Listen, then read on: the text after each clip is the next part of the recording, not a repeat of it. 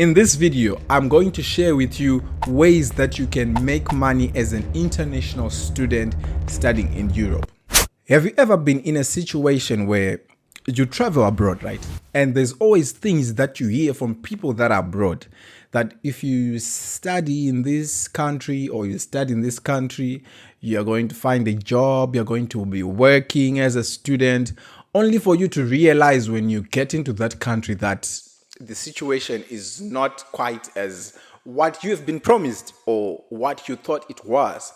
And then you try to go on all those job finding websites, or you go to something like LinkedIn. You start to, at the beginning, you're very picky, right? I want this kind of job. No, I don't want this kind of job. I want this kind of job.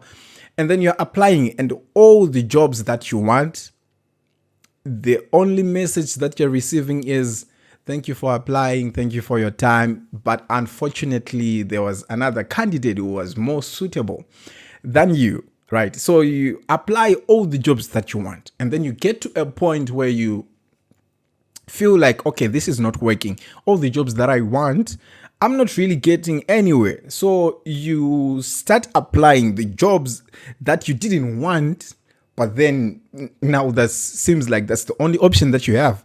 You start applying for the jobs that you know that you don't want, but then now you're desperate. You want to work, of course. You're a student, you've got expenses, you've got bills, you've got rent and stuff like that. You start applying even the jobs that you don't want, and the jobs that you don't want also don't give you the opportunity to work, right? So you end up stuck and you are in your apartment thinking, what can I do to make money? Well, this video, I'm going to explain to you a few different ways that I myself personally did to make money when I was a student in Europe, right? So the first one came to me when I was reading this book. Yes, it's called Rich Dad, Poor Dad by Robert Kiyosaki. And as I was reading this book, right, I was thinking to myself, how can I really apply all these concepts that I'm learning from a book? Of course, now I have the knowledge, right? But then I don't have the kind of money to start buying properties as the book was telling me about. And I was thinking, okay, so how can I use this to my advantage, and how can I apply? Because, it's one thing getting information, but then it's a completely different thing for you to execute and make a plan and try to and use that same information that you had, right? So I was thinking, okay. And I was looking around and the things that I was already into. At that time, I was doing food delivery services, right? I was working on both Foods, Uber Eats, and Glovo, right? I was delivering food with a car, right? But what was happening is I would rent a car from maybe an individual or a company, right? Which I would pay a weekly payment, right? And then the rest that's remaining will be mine. So I was like, okay, how can I get myself a car, but then not drive it and give it to someone else to drive it, so that I make money on a weekly basis? And that's what I did. So at that time as well, I didn't have money to buy a car. So I thought, now, okay, so if the book is telling me that there is two kinds of debt, right? It says there's good debt and there's bad debt, right? So basically all you need to do is to get in debt. You borrow money, whether to an individual, a company, or a bank. When you borrow money, you buy something that's going to generate more income, and that thing that you buy is the one that you will use to pay back the loan that you get. So I approached the bank that I bank with, and I told them that I wanted to get a loan. And luckily for me, I had all my documents with me, and they were all valid, right? You needed a residency card. Your residency status must be valid, and all the documents that they were looking for, I had all those documents. So I managed to get a loan. When I got a loan, I went and bought a second-hand car, right? Because I wasn't trying to look for a car that is fancy or what. I bought a second-hand car which was going to be used mainly for food deliveries, right? But I was not the one who was going to do the food deliveries. So I had a friend of mine who also does the same thing, who also did the same thing. And I managed to convince him. I was like, listen, this car that you get, you are supposed to pay a weekly fee, and I can provide a car for you where you can also pay me weekly, so you can return this one and take my car. Unfortunately, he agreed with me, because you see, here's the thing: there's going to be a week where things didn't quite go well, and we can always talk because we are friends, right? So this friend of mine agreed to get that car. And then, so what was happening was, every week I was getting money from that car. That car was generating income for me, right? And in the bank, the structure of the loan was, I was supposed to pay 200 zloty, right? Which is this amount in euros and in dollars. I don't know how much it is, but in the Polish currency, in the zloty, it was $200 per month. I was paying to the bank, and I was also paying $200 per month for the car insurance. So per month in total, it was $400 that I was paying. And this friend of mine was paying 250 to me per week, right? So in a space of 2 weeks, I would get something like 500, and from that 500 is where I would subtract the loan repayment, the 200, and the other 200 for the insurance, right? So I would remain, after 2 weeks, I would have a profit of 100, right? Because I would have received 500.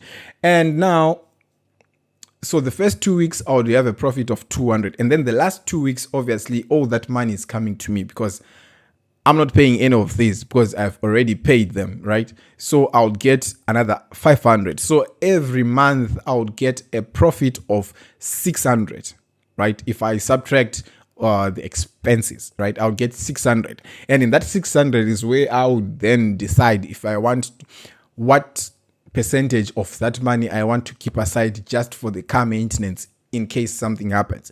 So this was the first thing. I bought a car on loan. I gave it to someone, and then someone was working. So the car was generating the money to pay for its own insurance, to pay for its own loan repayment, and also for me to get extra profit. So that was the first thing. The second thing, as I have mentioned, I was doing food deliveries. As you can see from this picture on the screen right now, I was doing food deliveries. So in food deliveries, all you just need to do is to sign up on an application. There's Glovo, Uber Eats, Bolt Food, like from the country that I was in, right? There's another one called PL, and there are a lot of different applications where you can sign up to be someone who delivers food. So basically what happens is, on the application, you just need to go online. When you're online, orders will come in. You just see someone has ordered, let's say, fries from McDonald's, and these fries need to be delivered to this place at what cost? Like not at what cost, but this is the money that you will get after you complete this order, right? So that's basically it. You're just online with your phone, and if someone wants food delivered to them, you deliver the food and you get money. And the important thing about this, right, is you don't really need to have a car driver's license. You don't need a driver's license, because there are other alternative options. You can use an e-bike, for example. An e-bike, you can use a bike, which is not an e-bike. You can also use a scooter. There are a lot of different modes of transportation. And at that time, I'm not sure about right now, because I'm no longer doing it, there was also an option for you to actually deliver on foot, right? So you get the order, you put it in your bag, and then you just look for the public transportation. You go to the place that you need to deliver the food, and that was it. So those are the first two things. Another thing that I used to make money was something which, let's say, what is it called? It's called Go Travel Services.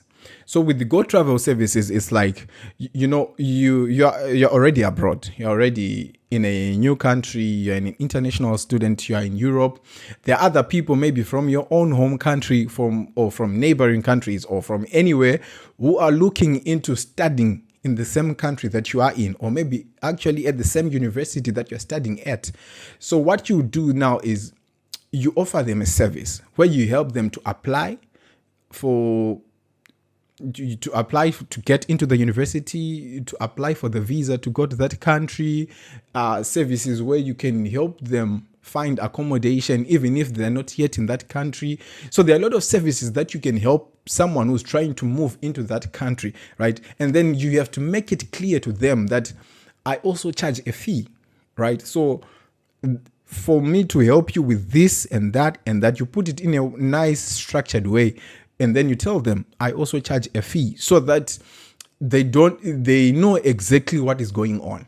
You don't want a situation where then someone then finds out that you've been charging them a fee that they don't know of, right? Also, always make sure that you are telling them that you're charging a fee. And also what you need to do is you need to be transparent with these people, because people will trust you, right? And if they trust you, you also need to be transparent with them. You don't need then to be in a situation where they pay you and then you're always offline, right? I'm not saying you should stay on your phones, but whenever you get the time, also reach back to them. Always give them an update of what's going on. I was doing this, but then I stopped because the laws keep changing. The rules keep changing, right? Countries always change, like the requirements and stuff. And I didn't really want to always looking for the new laws, trying to see what's going on. And it was quite a lot of work because I also did a lot of things. So I didn't want to just go through all that hassle of doing that. And then another thing that I used to do was photography, right? As you can see from some of these pictures that are showing on this video on your screen right now. Yes, I used to do photography, and photography is very lucrative because people want to remember memories through photos, right? Every memory, every moment, right? So be it a birthday celebration, be it a graduation celebration, be it just a meetup with friends. Sometimes they just want professional looking photos, studio quality photos, right? So if you're someone who has the skill, or who wants to learn the skill of photography and videography, this is something that you can do, something that can generate you income as an international student in Europe. Now, these are the things that I used to do, but I would also want to have like honorable mentions to some of the things that I didn't particularly do, but I have people who were close to me who did some of these things. So the first thing is, let's say there is, if you are good with your hands and you are a hairstylist, right? People always look for you as long as you are good with, styling people's hair. Or if you are a barber and you know how to do good looking haircuts, right? All you just need to do is get that first client, do them for free, and do the best work. When you do that, you just take pictures of your work, put it online, put it on social media, and then advertise yourself as someone who does that. And that person that you also, charged free, that you also helped free of charge, they'll also go and refer their friends to you, right? So this is something that people are actually making money with, right? It's a skill that you can start implementing, and it's a low cost skill. You don't really need to get a lot of equipment, unless maybe you're a barber. You then just need like the hair cutting machine, right? Whatever it's called. And then another thing is cooking. I've seen people who are very good cooks make money in Europe as international students. So what really happens is, if you are in an environment where there's a big community of people from your country, usually most of these people will start missing, home cooked food of their traditional meals, right? You can start doing that. You can start cooking traditional meals for the people from your home country. And then obviously you charge them, right? Or maybe you can teach people how to cook, because some people they travel and they don't even know how to cook, right? You can teach them how to cook that traditional meal.